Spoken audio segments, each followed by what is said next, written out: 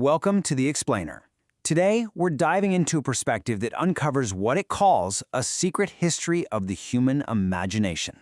So, let me start with a big question. What if the basic story of humanity, you know the one you learned in school, is just flat out wrong? Today we're exploring a viewpoint that challenges the very foundation of how we see our ancestors, our history, and even ourselves. It's asking us to question the whole story we've been told. All right, so let's start with a story we all know, the one that's been front and center for, the last 150 years, and it pretty much all comes down to one guy, Charles Darwin. Now, the source material we're looking at today kind of boils Darwin's whole theory down to three big ideas. First, evolution is basically an accident, just a random process of genetic mutations. Second, it's materialistic, meaning what you see is what you get. The physical world is all there is. And third, it's what they call emergent. It's a bottom-up process where simple stuff slowly builds into more complex stuff over a long time. And when you really strip it all back, this perspective kind of says that humans are driven by our most basic animal instincts, right? It's all about eating, reproducing, and passing on our genes. You know, survival. But here's where it gets really interesting. How did this theory become the theory so incredibly fast? Well, according to this viewpoint, it wasn't just about the science. Oh no, it had a lot to do with the politics of the time. I mean, just look at this timeline. Darwin's book comes out in 1859, and within just 20 years, it's the dominant idea in schools, universities, science, pretty much everywhere in the Western world. That is lightning fast for a shift in thinking that big. So why? Why did it catch on like wildfire? Well, this perspective argues that Darwin's theory showed up at the perfect time for certain people.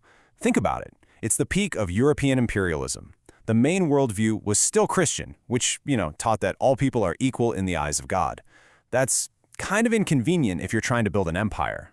But then, along comes survival of the fittest, and suddenly, you've got this framework where dominating other people can be seen as just the natural order of things.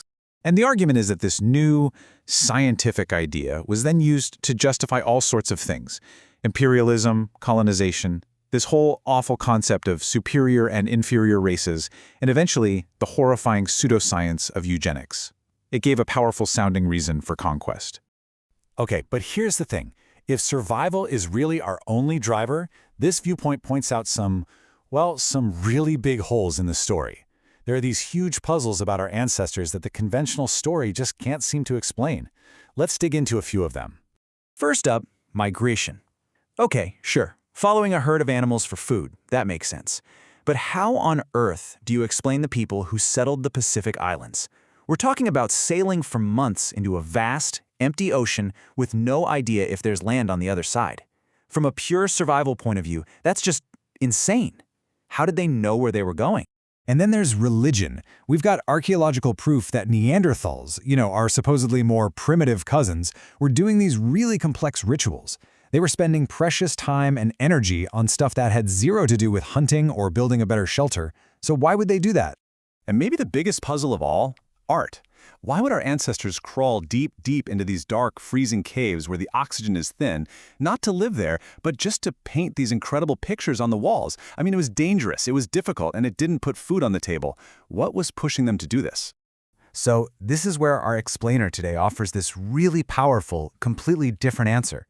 The argument is that the number one driving force for humanity wasn't survival at all. It was something way more profound: the human imagination. Yeah, this theory suggests that early humans basically had a superpower. It was this deep, shared intuition, a kind of empathy so strong it was almost like telepathy. It let them cooperate and understand each other instantly, without needing a big plan or a bunch of commands. They just knew what to do together. And this viewpoint has a name for it: divine intuition.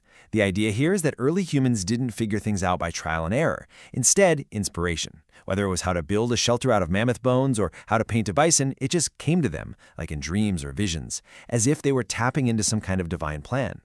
And this completely changes how we look at those cave paintings, right? They weren't just pretty pictures. No, they were stories from myths. They were a way to honor the spirits of the animals they hunted to keep the cosmos in balance. And the caves themselves, they were seen as portals, a way to connect our world with the spirit world.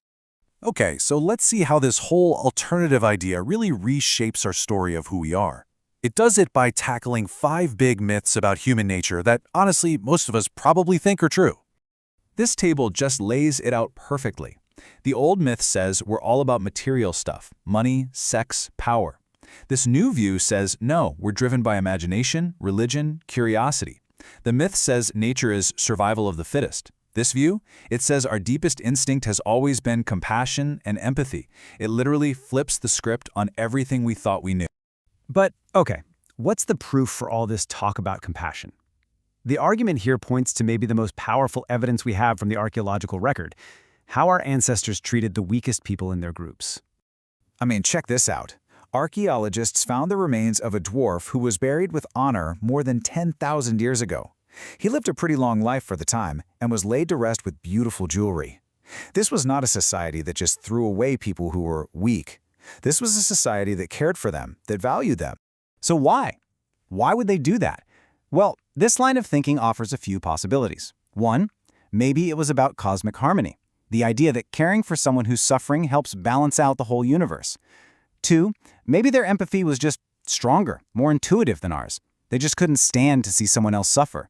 Or three, and this one is really radical, maybe they saw difference not as a curse, but as a divine gift, a sign that this person had something totally unique and special to offer the community. So what's the big takeaway from all of this? This whole perspective leaves us with a really provocative thought. It suggests that our true human nature isn't this ruthless, dog-eat-dog struggle for survival.